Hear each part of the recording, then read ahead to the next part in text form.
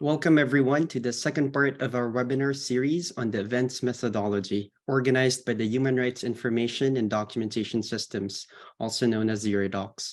HURIDOCS is celebrating our 40th anniversary of developing methodologies and tools to help human rights defenders gather, organize, and use information to create positive change in the world. This webinar is supported by the Permanent Mission of Denmark to the United Nations in Geneva and the Dastarschild Stiftung. I'm Bono Elgado, HURIDOCS's documentalist. I'm joining you from California again this morning at 6 a.m. as I moderate these roundtable discussions. This two-part series brings together experts in human rights documentation to reflect on the history, impact, and future directions of the events methodology. 30 years since its first publication, the event standard formats, directly and indirectly, has shaped human rights documentation initiatives across the globe, including the interrelated functions of documenting violations, creating archives, developing databases, and pursuing justice in its various forms. Since the publication's last revision in 2001, there have been considerable shifts in the human rights landscape, brought about by international actors and instruments, the emergence of new cases of violations, the acknowledgement of various forms of justice, and the development of new technologies applied to documentation. Through these roundtable discussions, we seek to revisit the events methodology and its iterations, particularly the standard formats and microthesauri, to explore its potential future directions and, more broadly, the future of human rights documentation. This second session features various actors representing key fields that have utilized, engaged, critiqued, and/or written about the events methodology, standard formats, and microthesauri in recent years. From documenting violations on the ground to setting up human rights archives, developing ontologies to designing databases, engaging in fact production to establishing monitoring mechanisms, our speakers will discuss the utility, impact, limits, and possible futures of the methodology, given the changing landscape of the human rights field and the myriad of stakeholders involved and implicated in it.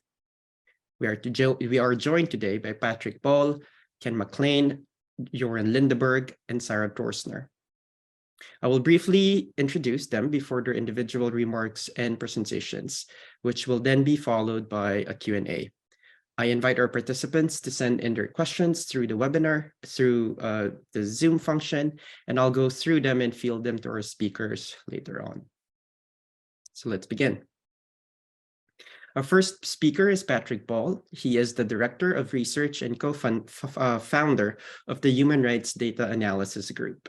He has spent 30 years doing quantitative analysis for truth commissions, NGOs, international criminal tribunals, and United Nations missions. He has conducted work and engaged with human rights defenders and instruments in El Salvador, South Africa, Colombia, and Syria, to name a few. During his time at Benetech as VP for Human Rights Programs and Chief Scientific Officer, he helped develop Marthas, a free open source software application used in support of documenting human rights violations. Earlier on, he has engaged with HURIDOCS, as mentioned by your speakers during the first session, particularly in developing database design standards for human rights agencies. I'll hand it over to you, Patrick. Thank you so much. I'm really glad to be here. It has been a long time, and yesterday I remembered how dynamic and exciting it is to engage with HURIDOCS people who think so deeply about these questions. When I started this work in 1991, I was primarily interested in building databases. And the reason we wanted to build databases, or the reason I wanted to build databases, and that my colleagues in El Salvador at the time and then in subsequent projects, the reason we were building those databases was to be able to describe the data in statistical terms. We wanted to be able to say, how many violations have there been at a particular time in a particular month? Are there more in March or more in April? Are we observing more in the North, or are we observing more in the South? Are we observing more against women or against men? So the core logic here is comparing categories. Now, this becomes really important because when you start thinking about a standard format, because in order to compare categories, you have to be comparing things that are the same. You have to compare the same kind of classification. Our inputs, of course, are qualitative. The things that the information people gives us are their recollections, their testimonies, their videos, their photographs. The way that they remember things is about the qualities they have observed. And our job as we transform that qualitative information into database records is to transform the information in a way that is consistent and repeatable. And this was the core of our work in those early years. How can we count something in a way that is unambiguous? The database representation is the same no matter what happens in the underlying qualitative data. We want to make sure that we're always extracting things in consistent ways. So if we take the same testimony and we give it to 3 people in our organization, we should get the exact same sets of records back from each of them as they transform the narrative into database records. So this process of coding was something we focused enormous amounts of attention on in the 1990s. So the first thing that happened in 1994 through about 1996 or 7 was the definition of database structures that enabled us to count elements uniquely. Now, why is this hard? Well, if the violations are fatal, it is not that hard. If people die, if we're talking about deaths and disappearances, there are a couple of characteristics that make that relatively straightforward. One, and perhaps the most important, is that each person can only die once. Now, this may seem ridiculous, but the point is that if that's the case, we only have to represent a single violation. The relationship between a violation and the victim is unique. There's only one violation that each victim can suffer in lethal violations. But in non-lethal violations, in torture or detention or displacement or many environmental violations, many different violations can happen to the same person. And this becomes very difficult to manage. The first thing we have to manage is the precision of the consistency or the reliability of the representation. So again, we take the qualitative, the narrative input, we give it to 3 people in our organization, we ask them to create records from that qualitative narrative or video or whatever the input is. And they do so, and then we compare them and we determine if people are applying our thesaurus in a consistent way. And we can measure that. And this turns out, in my experience, if you have not done this, you can be sure people are doing different things.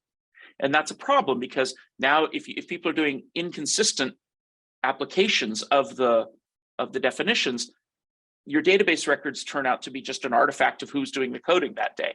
So you have to do this in a regular way in order to get consistent representations. But we can. It's very time consuming. It's very difficult. It requires a tremendous amount of training, but it is possible. Okay, so now we have a consistent set of records from our data, from the data that we can observe, that represent our thesaurus. Now, what is our thesaurus representing? It's representing the notion of what's a countable act, what's something we can represent. So let's think about torture for a minute. If someone is tortured for an hour, perhaps we say that's one event. That's one countable act of torture. But what if someone's tortured for 3 days? Is that 72 separate acts, one for each hour? Do we separate the acts by moments where there's a discontinuity in the actual activity? Do we take that all as a single act of torture? Well, we can answer those questions. That's part of getting to the reliability I was describing earlier. But the way that we answer those questions will determine the number of acts we count. So this becomes a somewhat arbitrary decision that the organization makes that leads to potentially very great differences in the database representation based on the way we've defined our thesaurus. So now we have a real challenge in getting consistency out of the data. Now, as I said, we can get consistency in our organization. But here's the thing that happened through my career. I started this work as a database guy, then I moved to be a statistician, and now I work primarily in machine learning. And the transition in each of those was motivated not just by new things we were encountering, but problems we were trying to solve about the world. And the fundamental problem that I ran into in the late 1990s and early aughts was not the database stuff and the coding and the standard formats. I think we solved that. As I mentioned, with tremendous effort, we solved those problems. What I discovered is that the most important data that any organization needs to confront is the data it doesn't have, the data that we don't have. In order to get a reliable and a consistent and a rigorous statistical representation of the world, we have to go beyond our own data. So the first way we can go beyond our own data is to combine our data with data from other organizations. But we have no way of assuring that other organizations have used the same thesaurus that we have. In fact, we can be pretty confident that they've used something different because each organization tends to adapt this for their own needs. This makes our data incomparable with other organizations' data. If we've defined torture as that which happens in an hour, but they define torture as that which happens in a consistent period, they'll have many fewer acts of torture than we will. When we try to combine our data, the data will not reflect a homogeneous or consistent application of a thesaurus because two different organizations' data are now in this combined database. This, of course, makes it very difficult to link the data, link the records, to deduplicate. If both organizations have documented the torture of the same person, the same victim, and one organization shows 3 acts and the other organization shows 10 acts, which is right? Well, they're both right in the context of their own thesaurus, but the data are now incomparable. So now we cannot combine the data. And without combining the data, we can't take the next steps towards statistical modeling to figure out how many acts of torture were there in total in the whole world, taking into consideration all the possible acts of torture, including those that no one else has observed, that none of the organizations we're working with have observed. So this set of steps that we have to make, getting consistent representation from qualitative sources into database records, okay, we solved that in 1994. Getting a reliable set of applications, a measurably reliable set of applications of the thesaurus. Okay, we solved that in around 1997, 1998. Okay, now we have to deduplicate these data using data from many different possible organizations. Well, that turns out to not be entirely soluble, but maybe there's a way we can work through it. Now we have to estimate the number using statistical models. We have to estimate the violations that we cannot observe. Well, now we're stuck because that estimation depends on a consistent deduplication of consistent units. So we ran into this problem, and I never solved it, to be forthright about it. Instead, what I did is shift our work. My various colleagues and I shifted our work away from non-lethal violations to focus on lethal violations. And so my work since about 2005, 2006 has only engaged with homicides, disappearances, and other violations that we can be sure, or we can, through definition, say only occur to each victim one time. This unity between violation and victim drastically simplifies the representation issues that we have. And I'm recalled that one of the presentations yesterday described the work now as only existing in spreadsheets, in non-relational flat lists. And this is also where my work has landed. And it comes down to not a problem with the standard formats. No, my goodness, we did enormously careful, thoughtful work in the definition of the database structures and in the definition of the thesauri. That was not the problem. The problem is in the nature of reality. It has to do in the relationship between how we observe things in the world, how we describe those things, and then how we engage with what we cannot observe. Each of these steps has to be solved. Each of these steps has to be solved in a consistent way in order for the statistics that we report to be reliably comparable across all those categories we started the problem space with. If we want to know if there were more violations in April than there were in March, we have to assure that every step we took to measure in April was precisely the same as that we did in March. And the single most important of the problems that we confront in that is how much of reality could we observe in April? How much could we observe in March? And this problem of social visibility is the problem that ultimately becomes unresolvable. Not as a result of problems in the standard formats. We solved that problem, those problems. The problems we set out to solve with the standard formats and the thesauri were well and truly solved. But behind the problems, there are more problems. The problem of observing and describing reality turns out to be immensely difficult. And in some way, we were recapitulating the history of 20th century statistics. But I'm glad to say that in the 21st century, we've made somewhat more progress, at least in the categories of lethal violations. So that's my experience over the last 30 years. I look forward to more discussion. Thank you. Thank you so much, Patrick. That actually sets up quite beautifully, I think, our following presentations, whether when Ken talks about fact production on the ground or Jöran's attempt of developing a shared ontology across different organizations, or how these mechanisms are set in place for monitoring violations that Sarah will be discussing. And so I'll hold off on my questions, but thank you for setting up our discussion for this session. So let's proceed with our second speaker. Ken MacLean has more than 25 years of experience working with NGOs, including our colleagues over at Fortify Rights as a senior advisor on issues related to human rights violations, conflict-induced displacement, state-sponsored violence, extractive industries, and territorial disputes across Southeast Asia. He is currently a professor at Clark University and is affiliated with the Strassler Center for Holocaust and Genocide Studies, where he teaches courses in transitional justice and human rights studies, among others. Professor MacLean is the author of the book Crimes in Archival Form, Human Rights Fact Production in Myanmar, published in 2002, which you all should buy a copy of. Hand it over to Ken. Okay, let me pull up my screen. Let's see. That is now on. Again, I think you nailed it, that Patrick really sets us up very nicely. A lot of my work touches on similar topics, but more on the qualitative end of things, as I am an anthropologist. And forgive the shameless act of self-promotion. Bona suggested I put the book title on there, but his shout out was more than enough.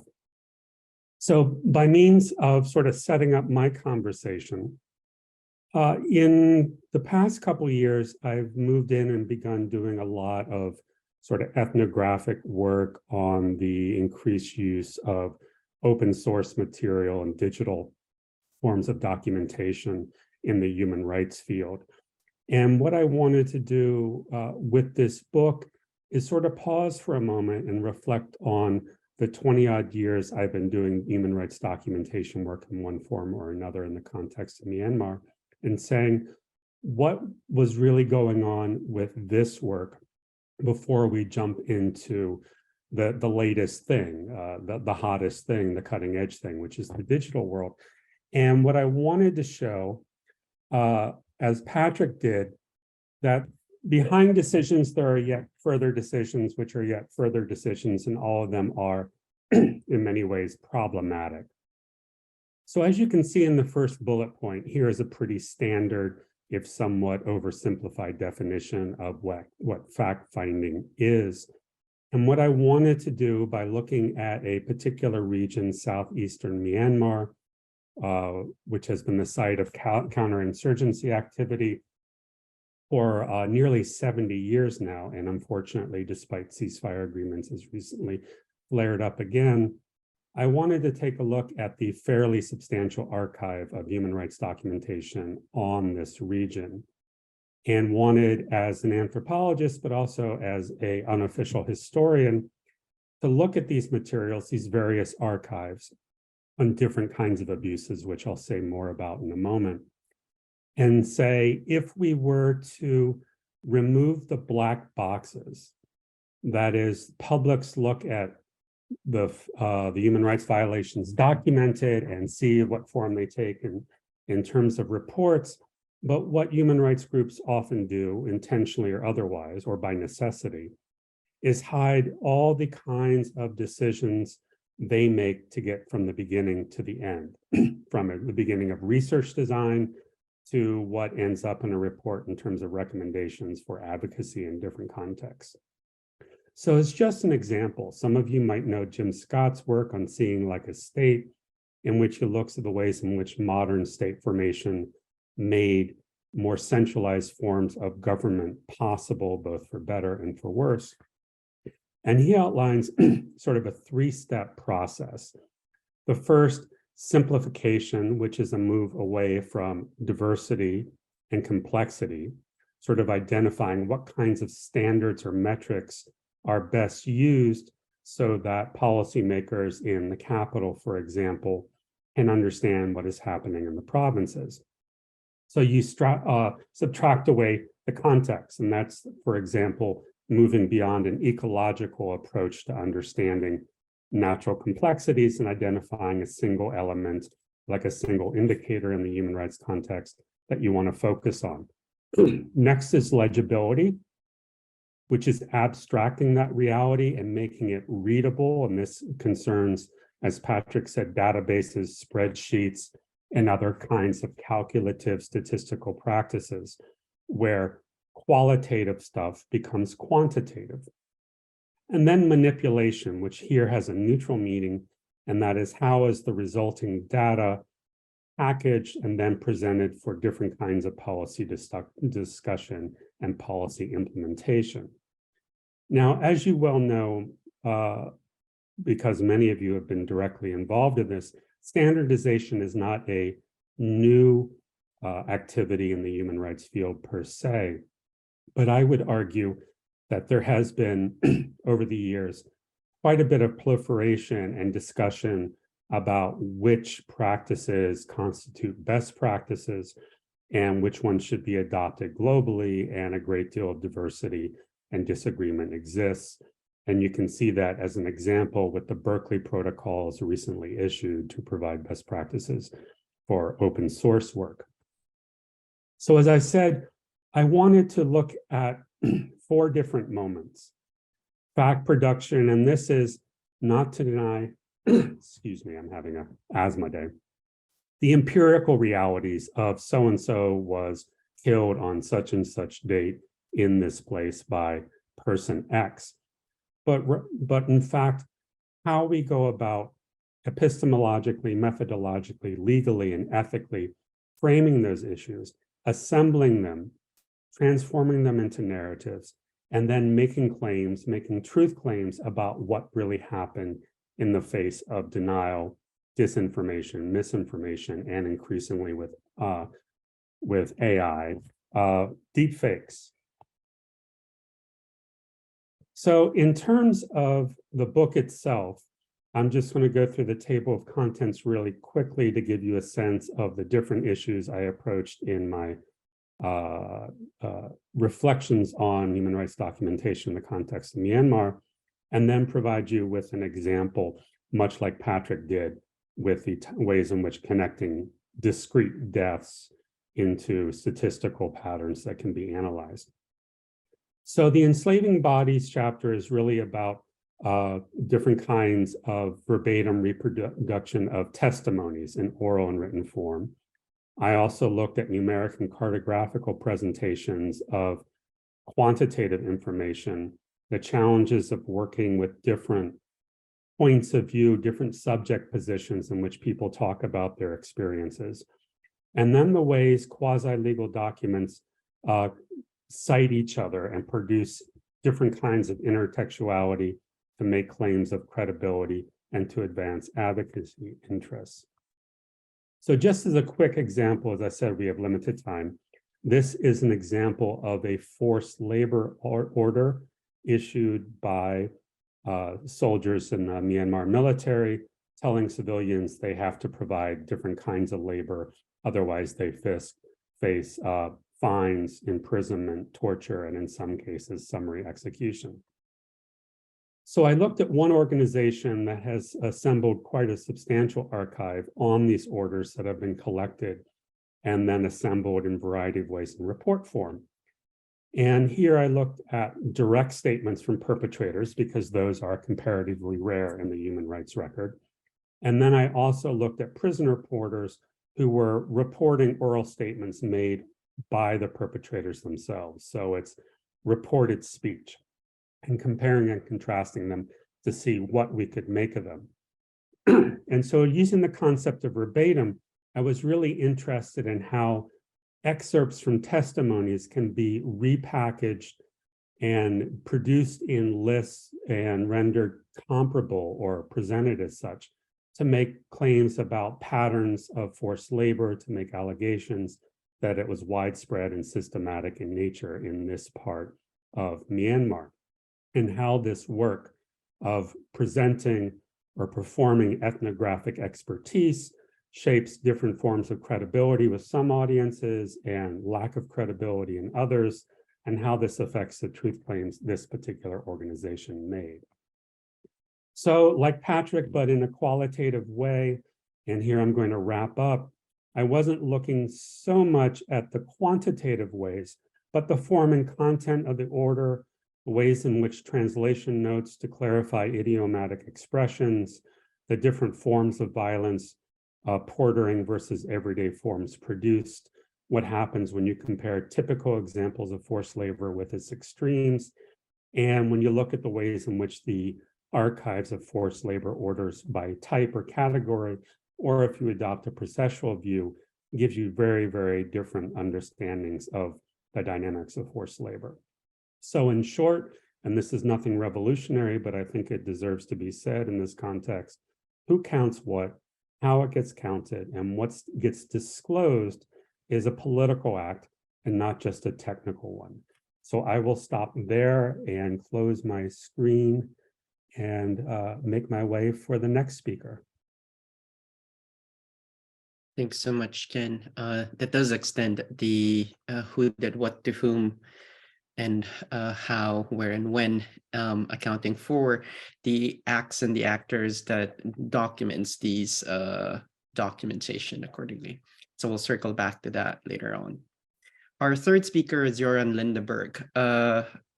He's a PhD student at Stockholm University, where he studies the design and development of methods and tools that allow organizations to analyze and improve the area of intra-organizational collaborations. So you can see that this speaks to one of Patrick's points earlier. Prior to pursuing his PhD, he has worked on strategic communication and human rights monitoring, serving as a human rights officer with the OHCHR, both in Guatemala and Colombia.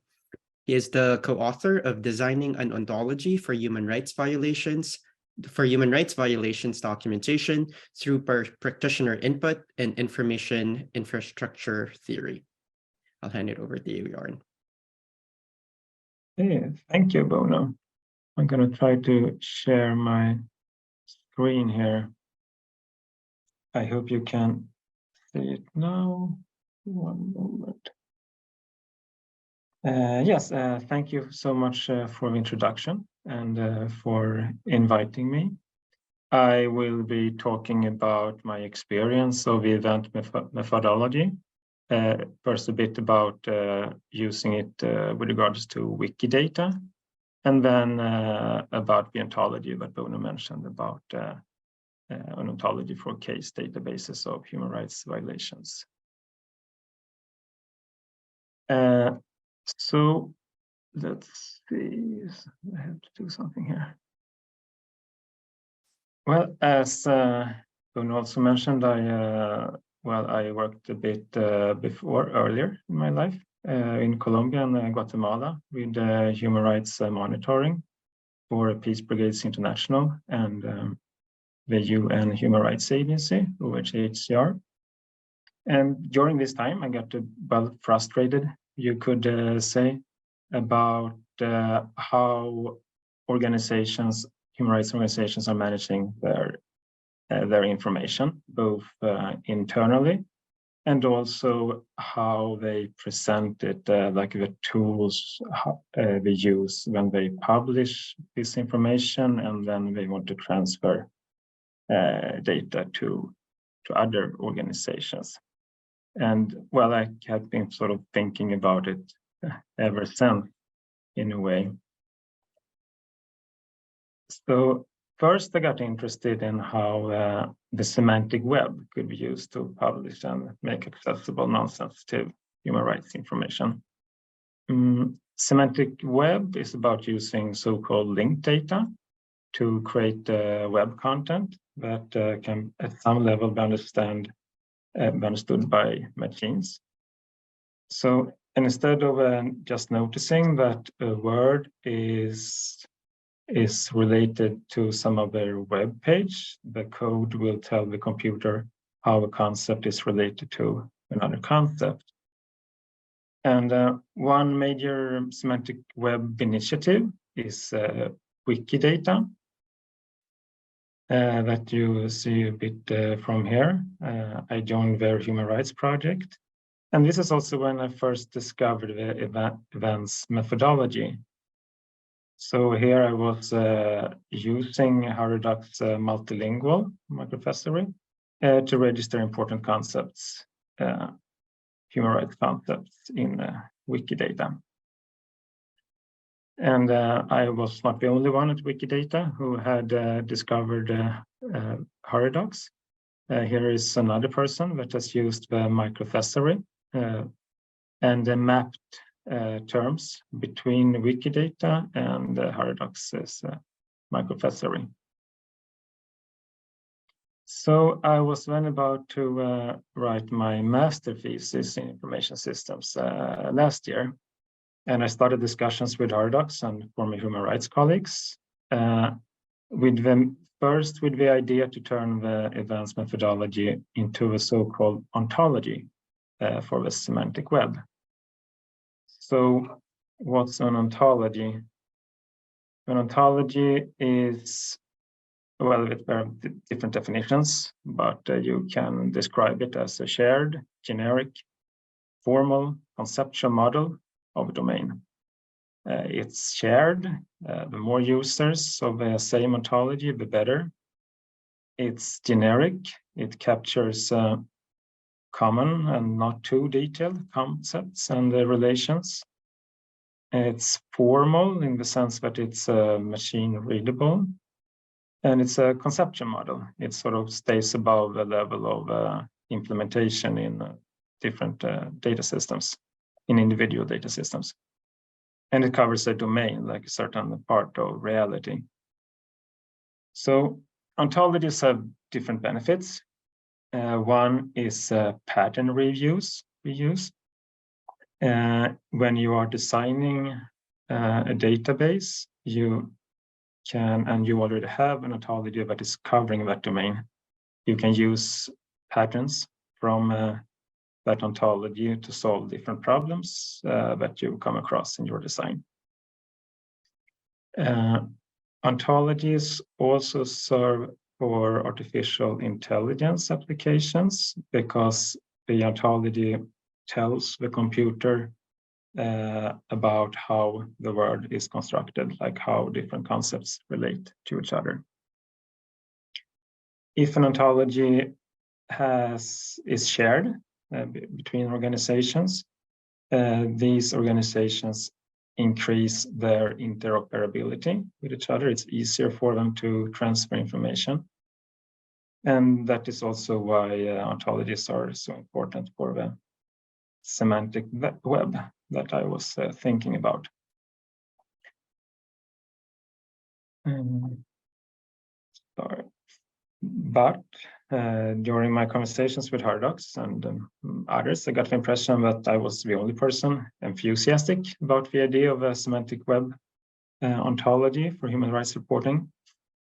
But instead, as it turned out, HURIDOCS were working at the time of a so-called community resource for human rights groups interested in conceptual modeling of case databases. So we figured that an ontology could be useful as a complement to this resource. For database modeling, an ontology can serve as a blueprint or at least inspiration of how to solve different design problems. So thereby it reduces the need to reinvent the wheel. And as Judith pointed out yesterday, human rights groups have very different needs. So adaptability was very important. Human rights groups also have little resources. So the ontology has to be easy to use. So here I used design theory in information systems called information infrastructure design theory. First it talks about the bootstrap problem, that an ontology as an information infrastructure, needs it needs to be directly useful for the very first users. Otherwise, there will be no first users.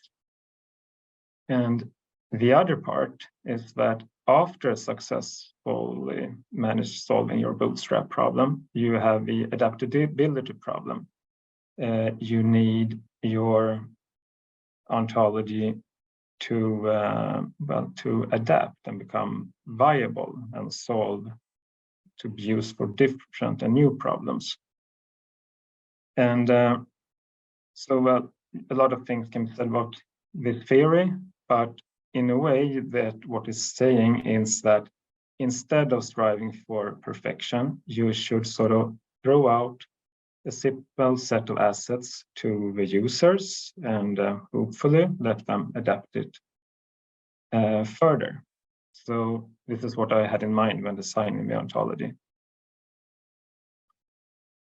And in order to decide what the ontology should cover, I first did a document analysis of ISTO manuals from the UN Human Rights Agency and the HURIDOCS event standard formats. And I then used the results from that study to do a questionnaire that I sent out to human rights groups through HURIDOCS. This image is a bit confusing, but the point is that when you design an ontology, you need to compose a design platform. And the most important part of that is probably the foundational ontology, which in this case is UFO. You can see it there in the middle. Unified Foundational Ontology is what I used for OntoRights, as my ontology is called. These foundational ontologies, they describe very basic concepts about how reality is formed, and they can in turn be extended. So in my case, OntoRights extends, it builds upon this UFO foundational ontology. And by using a foundational ontology, you get a lot of things for free. You get well-founded design patterns, and you get interoperability with other ontologies that are based on the same foundational ontology. And this is the resulting ontology, OntoRights. It's available as a website, and you can also download project files and adapt them with free software. And there's also documentation and manual. And here you see the original version, or well, actually just a module of it that I call a full OntoRights. However, because we were very much concerned with ease of use, and ontologies are after all a bit complicated, I tried to simplify full OntoRights into another version that is called simple OntoRights. This is a model that is a bit closer to the kind of data model you would need for a case database about human rights violations documentation.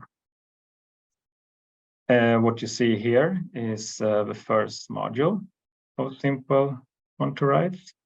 It's about human rights violations. In that sense, it's kind of a core module. There are also like 9 other modules, one about detention centers, for example. So the idea here is that you, as a database designer, can basically pick the modules you need here according to your line of work. And after that, you will probably do some small adaptations also. And I did a small demonstration and evaluation of this ontology with a human rights group in Egypt, and interviewed 2 people from HURIDOCS. In conclusion, I would say that it works as expected and that the feedback was quite positive. but the ontology still could be a bit difficult to use, especially for human rights group with very scarce resources. So in spite of doing the simple ont rights. So for the future, what I would like to do with this is to continue demonstrations with other human rights groups to find important aspects that the ontology does not cover now.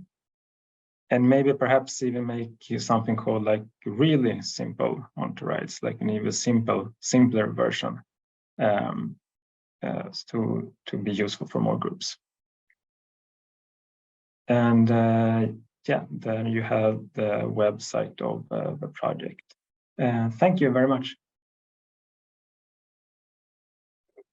Thank you. When we circulate the video, we'll provide links to the website and also to the articles mentioned here, but I highly recommend folks check out ont rights. I played around with it as well for not to use it as a mechanism to design databases, but see it as a comparison point in understanding ontologies, whether implied or not in existing databases. And it was an interesting exercise. Let's move along to our fourth speaker. We're joined by Sarah Thorsner. She is a postdoctoral research associate at the University of Sheffield with the Department of Journalism Studies. She is affiliated with the Center for Freedom of the Media, where she works with Professor Jackie Harrison, who is currently the UNESCO Chair on Media Freedom, Journalism Safety, and Issue of Impunity. Sarah's dissertation was on understanding risks to journalism as a form of civil diminishment of collective democratic life. Prior to academia, similar to Jöran, she is a journalist herself and has worked with press freedom organizations. She is a co-author of Strengthening the Monitoring of Violations Against Journalists through an Events-Based Methodology. I'll hand it over to you, Sarah. Thank you very much. Thank you for that introduction. I'm just going to see if I can share my slides. Okay. Start. Is that showing okay? Looks good. Yeah, excellent. Great. Yeah, so thank you very much for that introduction. I'm going to be talking a bit about a project we're doing around strengthening the monitoring of human rights violations against journalists and using an events-based methodology.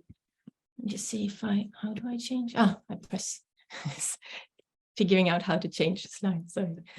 And to provide a little bit of background to the work that we have been doing, basically, what we're trying to do at the Center for Freedom of the Media, University of Sheffield, is to build research-based knowledge to better understand and redress human rights violations against journalists. So we have been developing this research agenda to improve both the scope and quality of data, to enhance knowledge of patterns and trends in threats against the safety of journalists and safety for journalism. So we've been undertaking a research collaboration since 2018 with Sheffield University, so the Department of Journalism Studies, where I belong, and the Computer Science Department, together with a Dutch NGO, Free Press Unlimited, as well as local press freedom organizations. And we've also collaborated with experts from HURIDOCS. So we've been trying to understand then sort of the scope and limitations of existing data. We've done literature reviews, data reviews, also surveys with documenting organizations. We've tried to then explore basically methodological possibilities to strengthen existing data and to see how we could develop practical tools to support effective documentation, verification, and analysis of violations against journalists. And as part of this approach, we've developed this approach of a community of practice, where we try to then build local monitoring capacity, been running some workshops, training, and and having sort of knowledge exchange between us as a group of academics, experts, and press freedom organizations at the very heart of the work that we've been doing. So for an additional bit of context, the work that we do is very much grounded in this kind of wider international policy agenda to safeguard journalists, which outlines this kind of a collective response to counterattacks on journalists. So we try to engage with a range of different stakeholders. Academia is one of them. And we work, the UN Action Plan on the Safety of Journalists and the Issue of Impunity is a key document for us. It also outlines that we need effective monitoring of attacks on journalists, and that's crucial to redress violations and to hold states and other actors accountable. And then we have the UN Sustainable Development Goals Agenda, with target 1610, which is on public access to information. And we have indicator 1610.1, which then outlines an agenda to collect data on the number of verified cases of killing, kidnapping, enforced disappearance, arbitrary detention, and torture of journalists and associated media personnel, including also a category called other harmful acts on a yearly basis. So this is a kind of very practical monitoring agenda for states and civil society. But there are a range of challenges to basically achieve 1610.1 reporting. First of all, states rarely report on the indicator. Very few have actually provided any information at all on this indicator, so there is a lack of official statistics. And then on the other hand, we also have civil society monitoring, which is in national contexts, which is crucial, obviously, as an accountability mechanism and in providing data that is alternative or complementary to official statistics or the lack of official statistics. But what we've found then is that data that can actually directly support 1610.1 and the framework isn't really available. This data is rarely systematically collected. So there is a need for data that is aligned with this the SDG framework and can capture those violations that it outlines. So through our research, we've looked at then a need basically to align existing monitoring with the 1610.1 human rights violation category definitions. We've also looked at a need for harmonizing data from different and disparate data sources, something that other speakers have also addressed. There's also a need for more in-depth and granular data on the full range of violations, and also to record beyond the most commonly reported category of killing. That was also very interesting to hear previous speakers talking about that and the difficulties in monitoring non-lethal violations, which we've been trying to look at how to do. Improving data quality and accuracy, introducing principles around methodological transparency, data verification, and also to try to look at, previously untapped data sources, because there are numerous data gaps, and how can we start to sort of fill them by using data from different sources.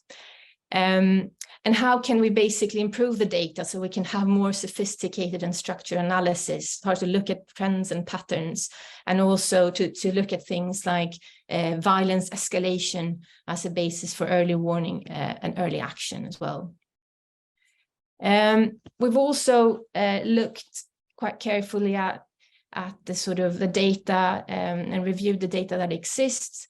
And the problem we currently have is that we lack a kind of a contextual understanding of the data. So we have statistical count data that records a number of times a specific attack has occurred, which is the basic way of recording, obviously, for instance, the number of killings.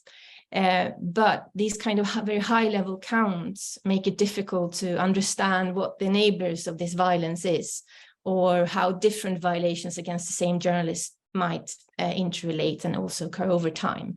So we've been trying to think about how we can capture the kind of the bigger picture of severe human rights violations, such as killings, events leading up to a killing, online, offline threats is a big problem for journalists.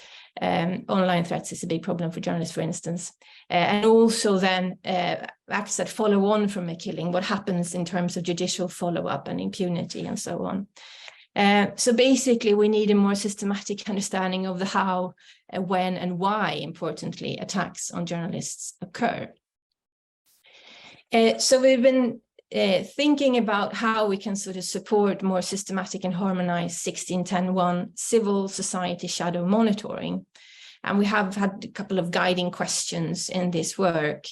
So basically, the first one is then how can the 1610.1 framework with established categories of violations be translated into a practical monitoring tool or a data infrastructure, because that's something that's currently missing and also hindering, preventing organizations from civil society to actually monitor on the indicator. And what would that look like, that infrastructure? And what kind of other challenges associated with systematic monitoring can this kind of toolkit seek to mitigate or address?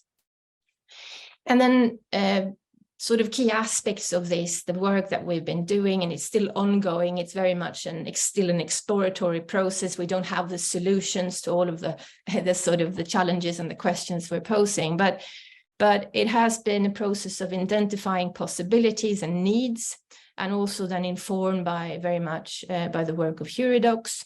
So we looked at basically trying to establish a human rights-based rationale to categorize and subcategorize violations, so that that's in line with 1610.1, and so that we can establish an explicit link between categories of violations that are being used by monitoring organizations already, and this human rights-based rationale that the indicator 1610.1 has. So that is the kind of the basis for harmonizing disparate data.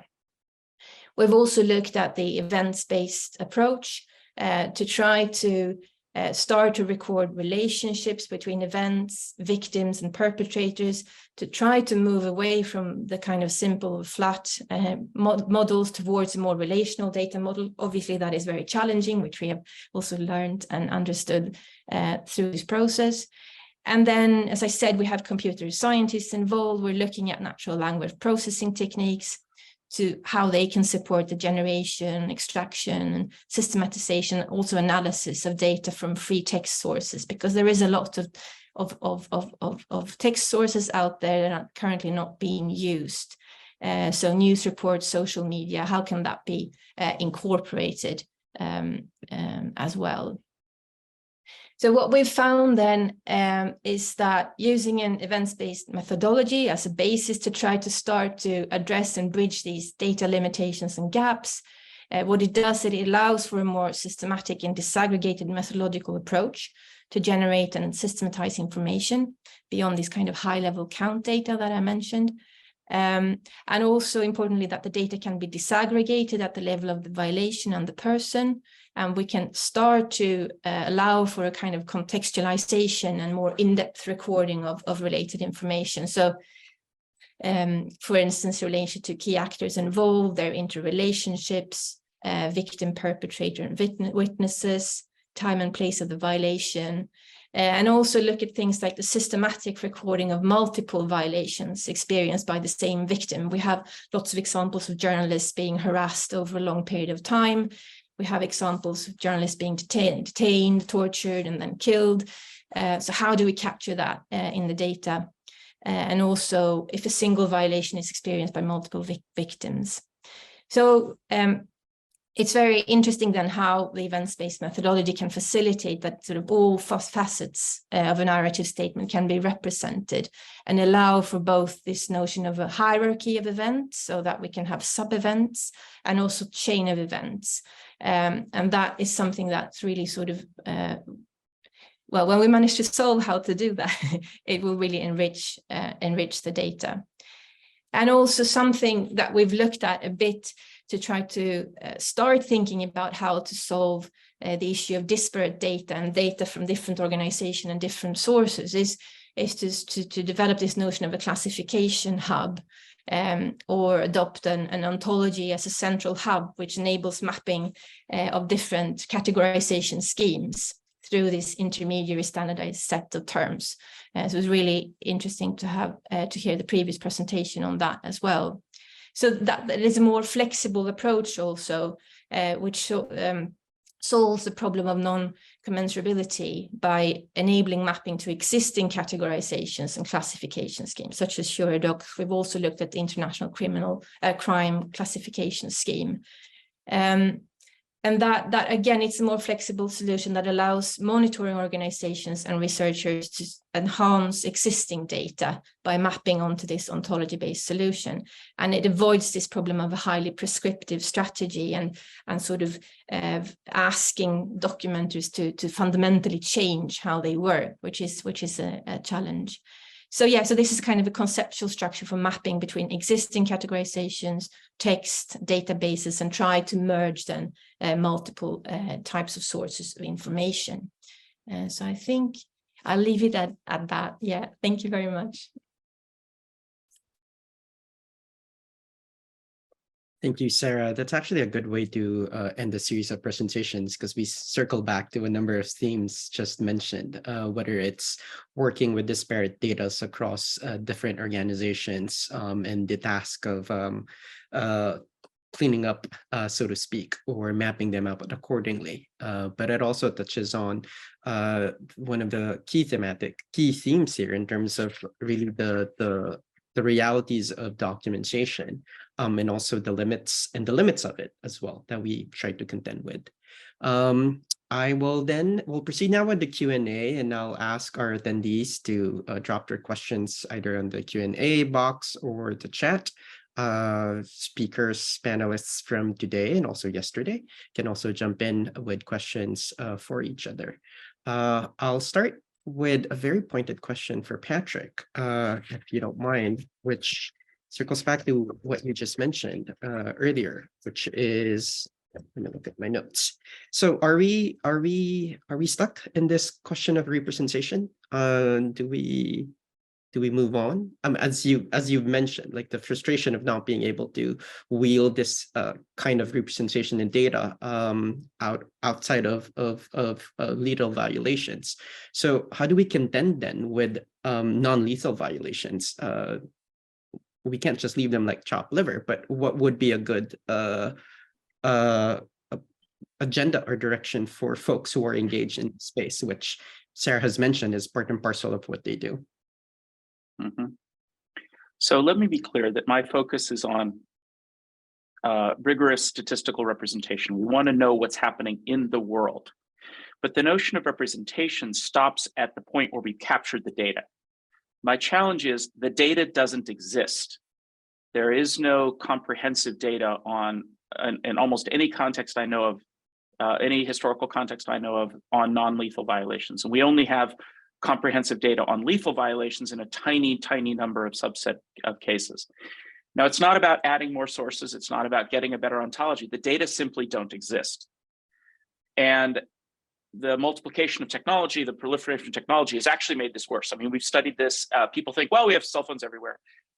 In the old days, we used to get 10 reports on an event in the city and 0 reports in the country. Now we get 10,000 reports on the same events in the city and 0 reports in the country. This is actually a social problem. It's not a technical problem. And this cuts straight to the problem of patterns and trends. If we want to represent either the size of events, how many cases of torture, how many, or we want to represent the trends, more in March, more in April, was it going up or down? We have to have an unbiased representation of all the categories we're presenting, of March and April. And to get that unbiased representation, we have to be able to figure out not just the data we have, but the data we don't have. And if we can't handle the data we don't have, we don't actually know what the patterns are. What we're saying when we represent the patterns is simply, this is what our data say, but we have no idea if our data is in any way representative of the world. I've given up. I don't work on non-lethal violations. I don't do statistical representation of non-lethal violations. After decades of trying this problem I believe to be insoluble. Lethal violations, however, can be represented in a rigorous way. And this, I think Ken mentioned something about this. The point of statistical representation is to have a measure which would be arrived at by any analyst working on this problem. The idea is to get something which is reliable across any scientific team that comes at the problem. They'll come up with the same measure. This is not to say they'll come up with the same data. They may get different data, but the statistical modeling we apply after the data in order to estimate the total population using methods from mathematical demography, using methods from population ecology. Using those methods, we should be able to estimate the population. Even if we start with different data sets, we should get the same estimates. And we've done this a bunch of times over many years, and it works, but it only works if the data is simple enough. When we start having super complicated data, because we have to represent the counting rules and boundary conditions in order to disambiguate how many non-lethal events we have in a narrative, it collapses. And it collapses because we don't have any way to do the deduplication across this data when we have different ontologies at work, and then we can't make estimates of what we can't observe. And those two steps are both very, very, very hard, and I believe in non-lethal violations not possible. We have to leave analysis of non-lethal violations to primarily descriptive and qualitative analysis. It just doesn't really work in statistical terms, in my opinion. And I tried. I mean, I spent 15 years working really hard on this in truth commissions in Haiti, in Guatemala, in South Africa, in El Salvador. I worked with NGOs across all those countries as well, and as well as in a few others in the aughts in West Africa, and we just couldn't make it work. And I can demonstrate why the statistics are inadequate in these cases, unfortunately.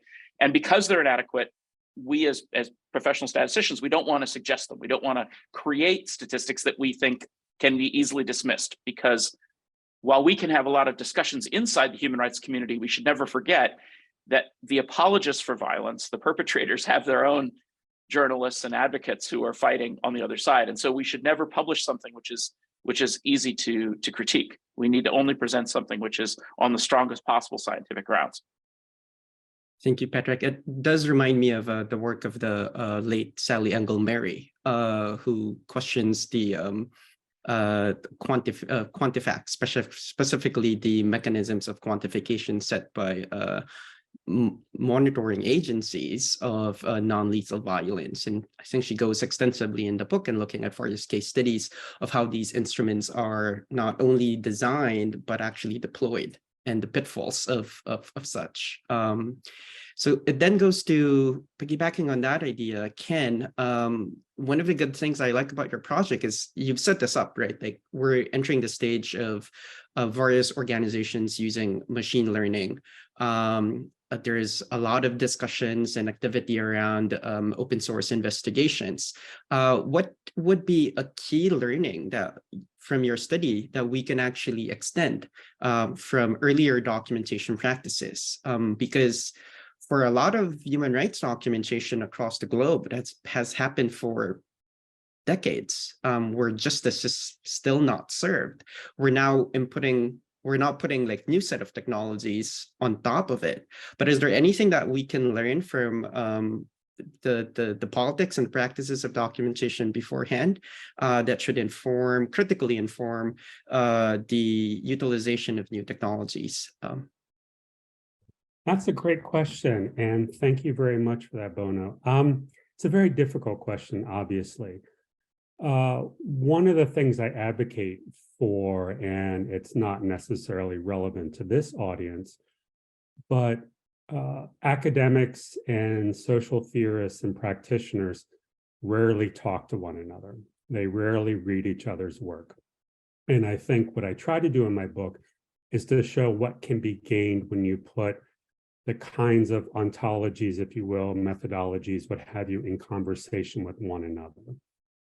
And by critically reflecting and taking apart, if you will, how these processes work, you become more critically self-aware and can make hopefully more informed choices. And I mention that because I'm thinking of the work by Bellingcat or Forensic Architecture or C2, and it's really exciting. It can show violations in ways that we've never imagined before, but they are importantly forms of storytelling. And like all stories, there's politics involved. about what is included, what isn't included, and so on. And here I'm thinking first and foremost about legal accountability. When you look at these digital platforms, you're taking different kinds of human rights facts, social media grabs, photographs, satellite imagery, dynamic maps, and so on, and crafting them together into what you want to be a coherent unit. And what can get lost and has been lost to the ICC in some cases, the Mali case initially, but it's also coming up again with other kinds of digital evidence, is how do you verify the chain of custody? How do you control versions? How do you present this in a protected manner at the courts so that it can't be hacked or otherwise interfered with?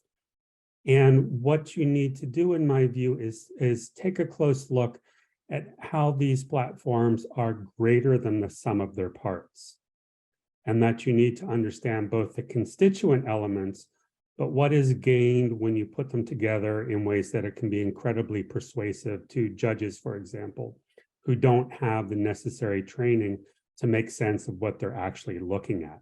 And that can bias decision-making either for or against. So what I tried to do in the book is look at how that happens on relatively simple violations, like forced labor, summary execution, and what have you, to get a sense of the actual complexity involved, and then how much that is amplified when you're looking at digital media. So I think, to answer your question succinctly, which I've not done to this point, is I think we need to go back in order to go forward. I need, like HURIDOCS is actually doing right now with its standard formats and so on, saying, what is this good for? Have we achieved our goals? Is it still relevant given changes in the field? And if so, how do we respond in an informed way that is ethical while also taking into account to other pressing needs for human rights documentation? So I think what you're doing as an organization is incredibly important, rather than just continuing what you've done for 30 years. So I salute you all for that and wish you good luck. We appreciate that. I think one of the tasks at hand is because here at HURIDOCS, we not only develop, our set of methodologies, but also it coincides with our tech team. So the structure of the organization is like we're 50% programs and then 50% software engineers. And so to figure out really the trajectory of the tools that we developed, right? So we do research and application of machine learning, but we're trying to really see the synthesis, or rather the integration of both a revisit of our methodology while trying to test out these new set of technologies as well. And I think you put it quite well. There's excitement for a new set of technologies, and it's easy to jump into the bandwagon of like, oh, maybe we can use this, maybe we can use that. But fundamentally, we're trying to take a pause from our end at HURIDOCS and seeing, okay, so where should we go? What have we done? Did we actually succeed during the last 4 decades? And the provocations of Patrick and yours hits that. Jöran, you talked about this, the ontology, which I'm very intrigued about. As I mentioned, I've tested out accordingly. And there's this level of frustration, it seems, right, from a complex ontology to a simple ontology, and then your direction to perhaps creating an even more simple ontology. But can you speak of the pain points on why the application or the utility of the ontology that you developed seems to be what leads to its difficulty for its actual application by human rights defenders? Yeah, thanks for the question. It's like, from a general point of view, I have tried to sort of to find an ontology language that was quite simple compared to others, which I did, but it's one reason was that I got from the evaluations is that these models, they include quite a lot of different notations that sorry, the word escapes me, that it's like so much information in the same picture. And I realize when I go back now after a few months, when I hadn't looked at it for a while, that, I mean, not all the relations are always obvious. But, well, what I would like to test in a really simple ontologies is to make something that looks a bit more like what you have in the HURIDOCS community resource, which is like a very basic conceptual model with squares and arrows and nothing else, to sort of try to get people who have never done conceptual modeling to be a bit sort of more eased into the subject. And maybe after having read that one, it's easier to understand the more complicated models. So another way to put it is that I'm trying to sort of combine the best of two worlds, and it's a bit difficult. Like from the top, if you will, I'm trying to get these benefits of a modern ontology technology and sort of take it all the way down to this very basic level of conceptual modeling. And yeah, that is difficult to do while still having the benefits of the sort of foundational ontology on top. I hope that was some kind of answer. It went in different directions. No, I think you've hit a key point there, which is introductions of technologies on the ground needs to be simple enough for adaptation. But at the same time, it's not just, I think it's not just a notion of like the way information is being delivered, but really the practice on the ground and seeing the overlap between those two.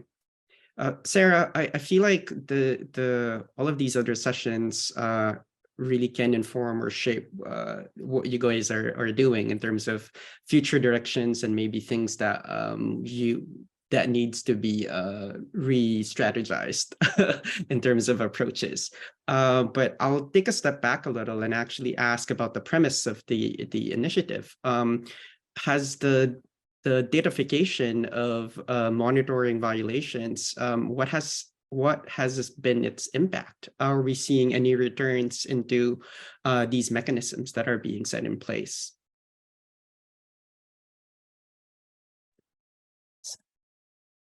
Yeah, that's a good question. I think so. There is definitely a push for better data, I would say, through these initiatives that I was mentioning, the UN Action Plan and also the Sustainable Development Goals agenda. But then there is obviously the challenge of actually getting that data, for instance, to support those mechanisms. So that data isn't really available, because I mean the problem, I think for us, the problem that we see is that we have this international agenda, which is really important, pushing for monitoring to be done. And we have, the frameworks such as 1610.1, for instance. But then on the local level, we have all these actors who are collecting this data on the ground. But that data is not really coming to the attention of the international sort of arena. It's not being used, it's not being made available, it's not accessible. So that is one of the challenges. Could you just tell me the question again, what you wanted to know? I got a bit lost. No worries. Now, I was just wondering if the premise of it, which is we need more data to actually through these monitoring mechanisms to fight for impunity or call out violence against journalists? Are we actually seeing what has been the impact of these monitoring mechanisms? Well, I mean, and that's what we're seeing. So one of the things that we're doing is, as I said, we're trying to collaborate with local civil society organizations, and they are sort of also the users of the data, right? So what we're trying to do is kind of support them so that they can use the data for advocacy work, to push for change with governments and so on. So there is a lot of very important work being done on the ground level and sort of documenting in the field. And for instance, one initiative that we recently were involved with, they're just launching a regional monitoring platform in Southeast Asia to collect then data from nationally based civil society organizations and create a regional platform so that they can push for change, for legal revisions and so on as a collective. So for them then, the challenge was obviously to come together as a collective and sort of create a system, a methodology that they could use to monitor violations against journalists in a harmonized way. So that's also for us where we've been able to come in and provide sort of guidance around how that can be achieved. Although we're very much in the process of still, developing tools that can help in very practical terms. Yeah, I don't know if I responded to your question. I'm sorry about that. No, you did, and in one way, and in a very specific way. I'll open the floor to our panelists today and also from yesterday. If you all have questions for each other or provocations for each other. I'm looking at the Q&A. There doesn't seem to be any questions from our participants. Yeah. Listening to each other, do you have any points or comments you'd like to make? Or questions while we're all here as well, trying to figure this all out.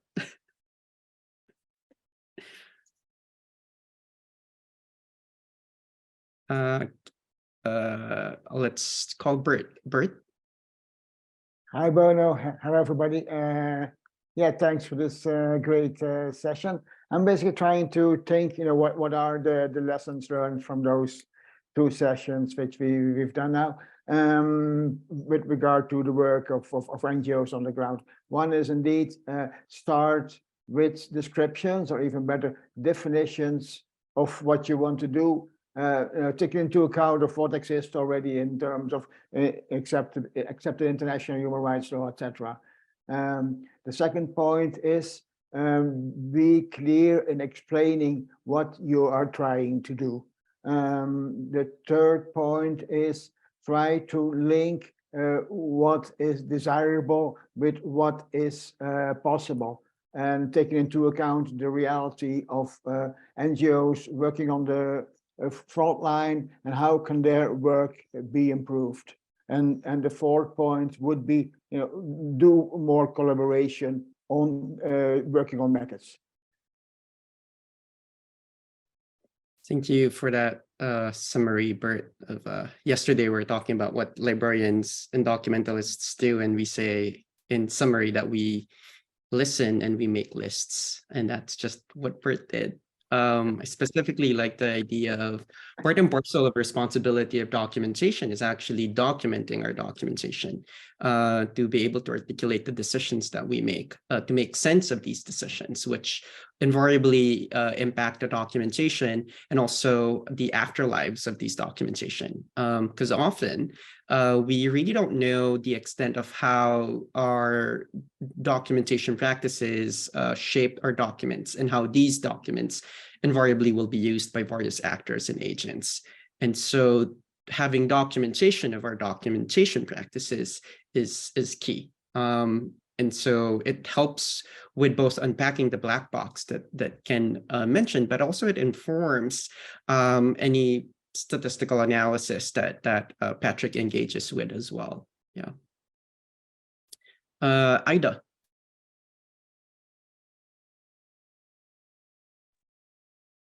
Hi to everyone. This is going to be a complex summary of what you all Oh, no audio?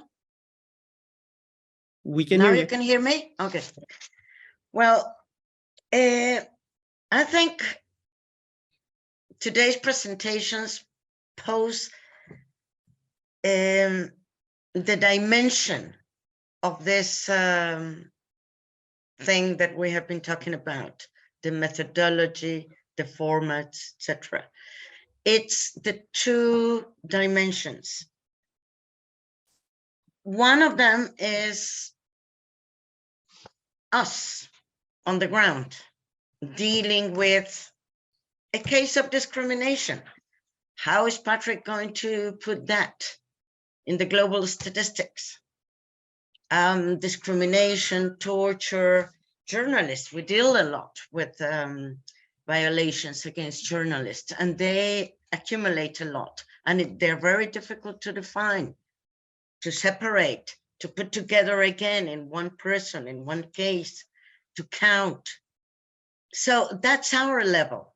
That's our, let's say, micro level, our individual level, which is more descriptive, more qualitative, more narrative, if you want, and for which the tools necessarily have to be tailor-made, customized, ad hoc to our work. And the other level is instances like HURIDOCS, where the mega methodological development can be done and from which we can draw. I'm not sure about HURIDOCS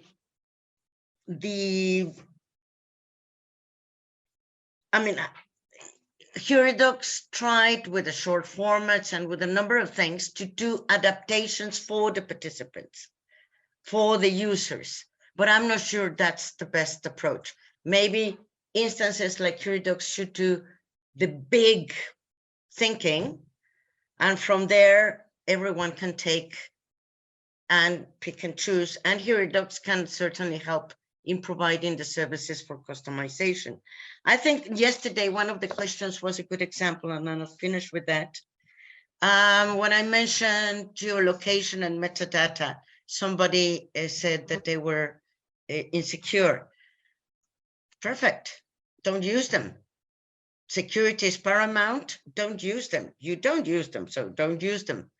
But the formats have to take them into account. The structure, the methodology have to understand them and develop them fully so that those who want to use them can use them. But who doesn't want to use them for good security reason, don't use them. And I think that more or less illustrates what I meant to say. Thank you. Bye. Thank you, Ida. And then to wrap up our speakers from session 1, and then after this, let's end with final provocations and remarks from our session 2 panelists. Judith?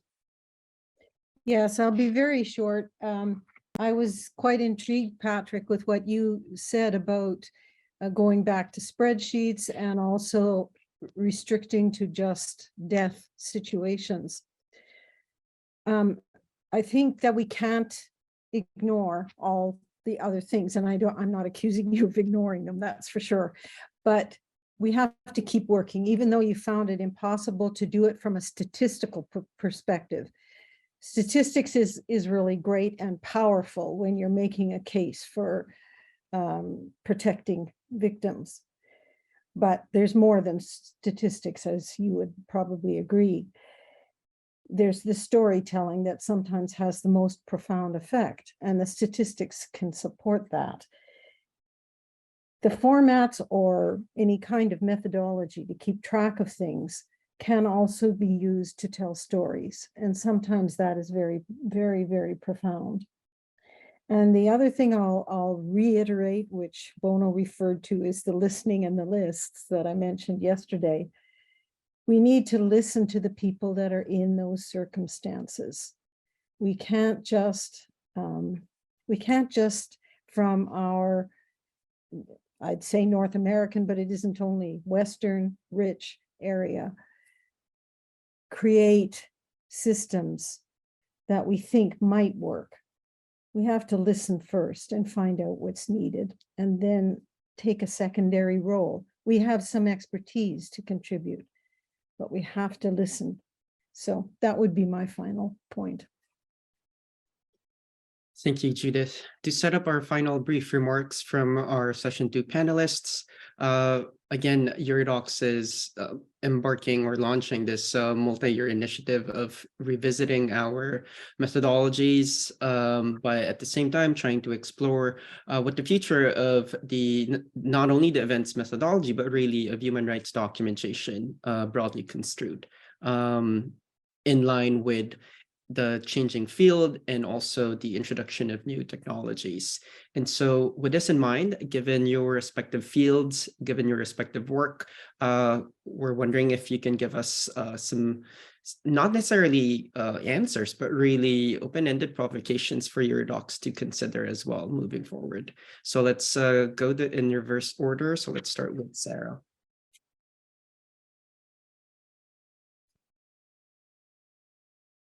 Yes, so a lot of the things I've been thinking about have sort of been said, and I agree with a lot of that what's been said in terms of, you know, coming from above, or from trying to sort of come at it from a perspective also as an academic, where you kind of want really complex system, has sophisticated data sets that you can do exciting analysis with, and then meeting reality of what documentation looks like on the ground. So I think that's been said really well already, but I think that's kind of a key learning experience that we've had through our project, and also in engaging with organizations that adopting a kind of evidence-based approach is often a quite a fundamental change in practices and in thinking about monitoring.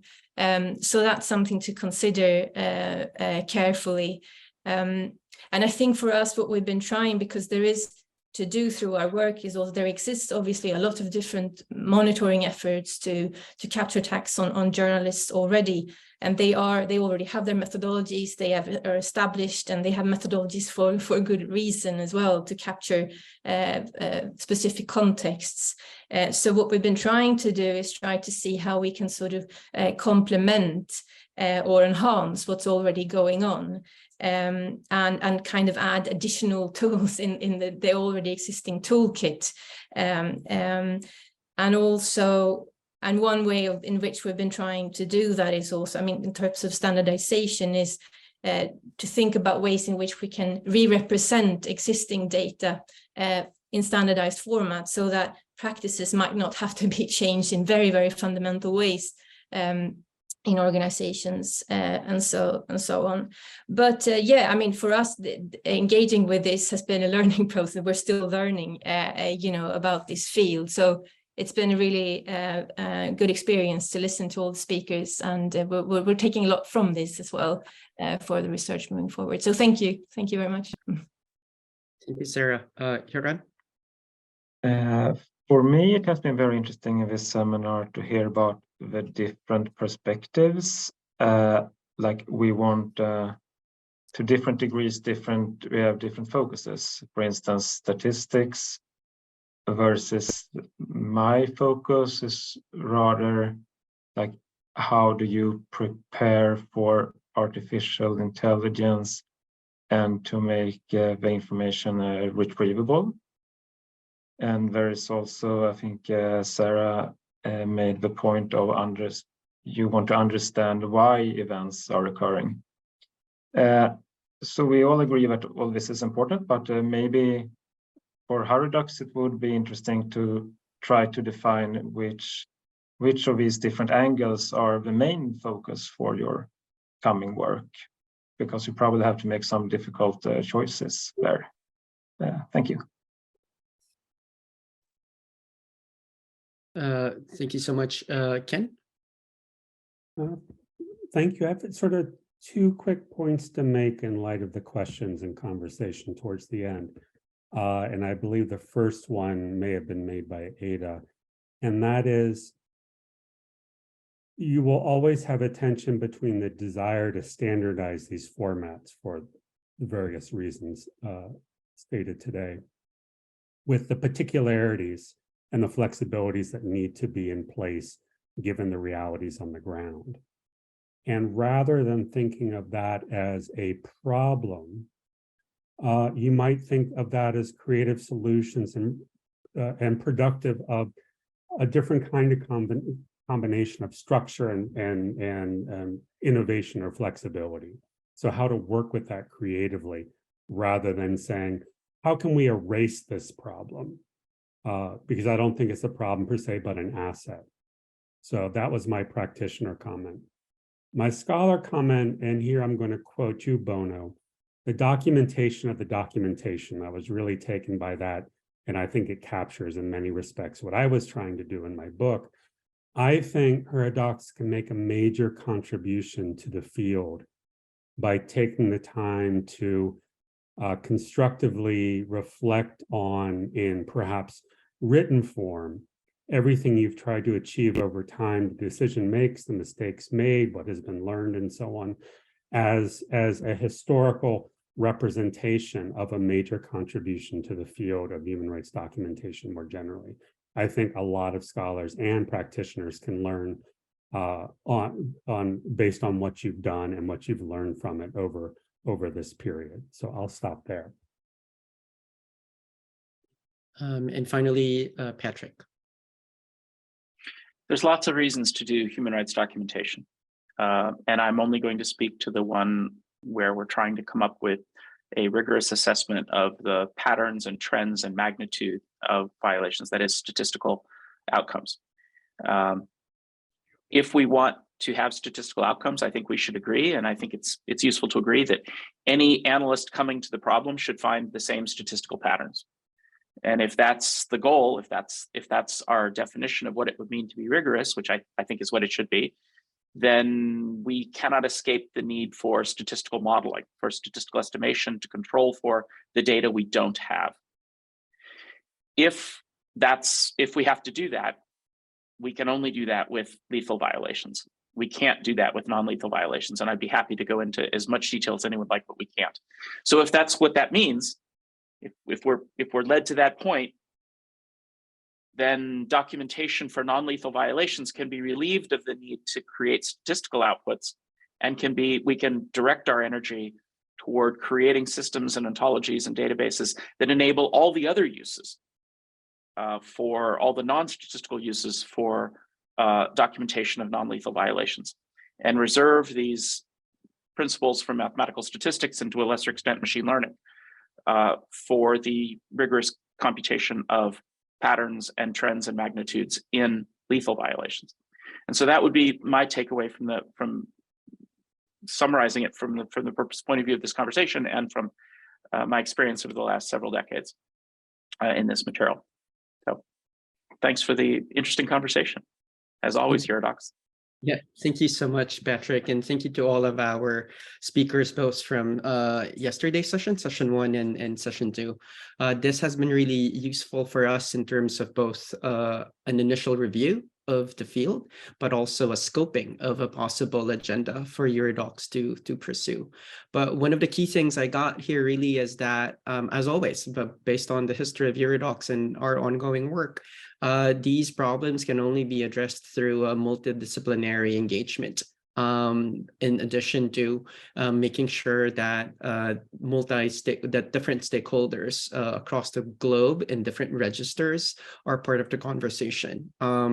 The scope is huge, to say the least, but also the act of really figuring out what the agenda is moving forward, to be able to help each other out and see what we could pursue in support of other organizations, and also to reduce redundancies where redundancies of efforts are being done. For us here at HURIDOCS, we commit to continuing and facilitating these conversations as we all figure out what the future of human rights documentation is. Thank you, everyone, and we hope to see you in future discussions.